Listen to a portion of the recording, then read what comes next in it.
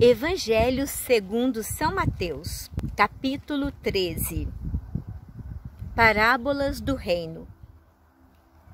Naquele dia, saiu Jesus e sentou-se à beira do lago. Acercou-se dele, porém, uma multidão que precisou entrar numa barca. Nela se assentou, enquanto a multidão ficava à margem, e seus discursos foram uma série de parábolas. Disse ele: um semeador saiu a semear, e semeando, parte da semente caiu ao longo do caminho. Os pássaros vieram e a comeram. Outra parte caiu em solo pedregoso, onde não havia muita terra, e nasceu logo, porque a terra era pouco profunda. Logo, porém, que o sol nasceu, queimou-se por falta de raízes. Outras sementes caíram entre os espinhos. Os espinhos cresceram e a sufocaram. Outras, enfim, caíram em terra boa. Deram frutos 100 por 1, 60 por 1, 30 por 1. Aquele que tem ouvidos, ouça. Os discípulos aproximaram-se dele então para dizer-lhe: por que lhes falas em parábolas? Respondeu Jesus: porque a vós é dado compreender os mistérios do reino dos céus, mas a eles não. Ao que tem, se lhe dará e terá em abundância, mas ao que não tem, será tirado até mesmo o que tem. Eis porque lhes falo em parábolas, para que, vendo, não vejam, e ouvindo, não ouçam, nem compreendam. Assim se cumpre para eles o que foi dito pelo profeta Isaías: ouvireis com vossos ouvidos e não entendereis, olhareis com vossos olhos e não vereis, porque o coração deste povo se endureceu. Taparam os seus ouvidos e fecharam os seus olhos, para que seus olhos não vejam e seus ouvidos não ouçam, nem seu coração compreenda, para que não se convertam e eu os sare. Mas, quanto a vós, bem-aventurados os vossos olhos, porque veem, ditosos os vossos ouvidos, porque ouvem. Eu vos declaro, em verdade, muitos profetas e justos desejaram ver o que vedes e não o viram, ouvir o que ouvis e não ouviram. Ouvi, pois, o sentido da parábola do semeador. Quando um homem ouve a palavra do reino e não a entende, o maligno vem e arranca o que foi semeado do seu coração. Este é aquele que recebeu a semente à beira do caminho, o solo pedregoso em que ela caiu, é aquele que acolhe com alegria a palavra ouvida, mas não tem raízes, é inconstante. Sobrevindo uma tribulação ou uma perseguição por causa da palavra, logo encontra uma ocasião de queda. O terreno que recebeu a semente entre os espinhos representa aquele que ouviu bem a palavra, mas nele os cuidados do mundo e a sedução das riquezas a sufocam e a tornam infrutuosa. A terra boa, semeada, é aquele que ouve a palavra e a compreende e produz fruto, 100 por 1, 60 por 1, 30 por 1. O joio. Jesus propôs-lhes outra parábola. O reino dos céus é semelhante a um homem que tinha semeado boa semente em um campo. Na hora, porém, em que os homens repousavam, veio o seu inimigo, semeou o joio no meio do trigo e partiu.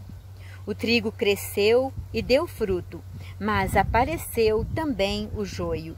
Os servidores do pai de família vieram e disseram-lhe: Senhor, não semeaste bom trigo em teu campo? Donde vem, pois, o joio? Disse-lhes ele: foi um inimigo que fez isto. Replicaram-lhe: queres que vamos e o arranquemos? Não, disse ele, arrancando o joio, arriscais a tirar também o trigo. Deixai-os crescer juntos até a colheita. No tempo da colheita, direi aos ceifadores: arrancai primeiro o joio e atai-o em feixes para queimar. Recolhei depois o trigo no meu celeiro. O grão de mostarda. Em seguida, propôs-lhes outra parábola. O reino dos céus é comparado a um grão de mostarda que um homem toma e semeia em seu campo. É esta a menor de todas as sementes, mas, quando cresce, torna-se um arbusto maior que todas as hortaliças. De sorte que os pássaros vêm aninhar-se em seus ramos. O fermento. Disse-lhes, por fim, esta outra parábola.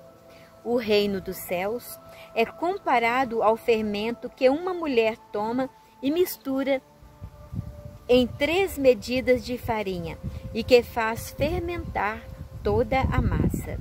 Tudo isto disse Jesus à multidão em forma de parábola. De outro modo não lhe falava, para que se cumprisse a profecia. Abrirei a boca para ensinar em parábolas, revelarei coisas ocultas desde a criação. Explicação da parábola do joio. Então despediu a multidão. Em seguida, entrou de novo na casa e seus discípulos perguntaram-lhe: explica-nos a parábola do joio no campo. Jesus respondeu: o que semeia a boa semente é o Filho do homem. O campo é o mundo. A boa semente são os filhos do reino. O joio são os filhos do maligno. O inimigo que o semeia é o demônio. A colheita é o fim do mundo. Os ceifadores são os anjos. E assim como se recolhe o joio para jogá-lo no fogo, assim será no fim do mundo. O Filho do homem enviará seus anjos que retirarão do seu reino todos os escândalos e todos os que fazem o mal. E o lançarão na fornalha ardente, onde haverá choro e ranger de dentes. Então, no reino de seu Pai, os justos resplandecerão como o sol. Aquele que tem ouvidos, ouça. O tesouro, a pérola, a rede. O reino dos céus é também semelhante a um tesouro escondido num campo. Um homem o encontra, mas o esconde de novo.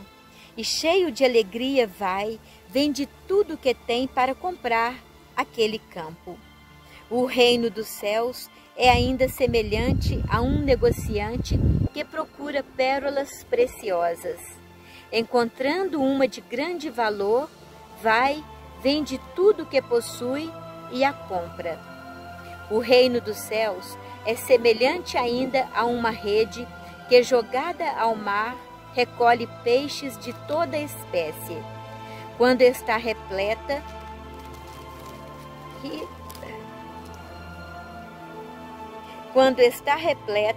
os pescadores puxam-na para a praia, sentam-se e separam nos cestos o que é bom e jogam fora o que não presta.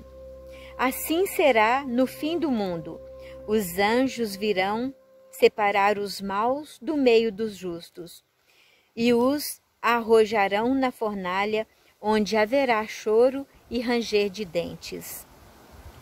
Compreendestes tudo isto?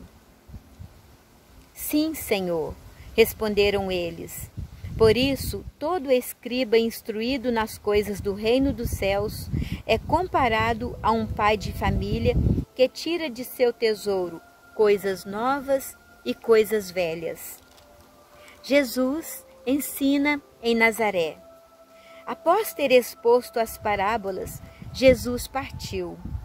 Foi para a sua cidade e ensinava na sinagoga, de modo que todos diziam admirados: de onde lhe vem esta sabedoria e esta força miraculosa? Não é este o filho do carpinteiro? Não é Maria sua mãe? Não são seus irmãos Tiago, José, Simão e Judas? E suas irmãs não vivem todas entre nós? De onde lhe vem, pois, tudo isso? E não sabiam o que dizer dele. Disse-lhes, porém, Jesus: é só em sua pátria e em sua família que um profeta é menosprezado. E por causa da falta de confiança deles, operou ali poucos milagres.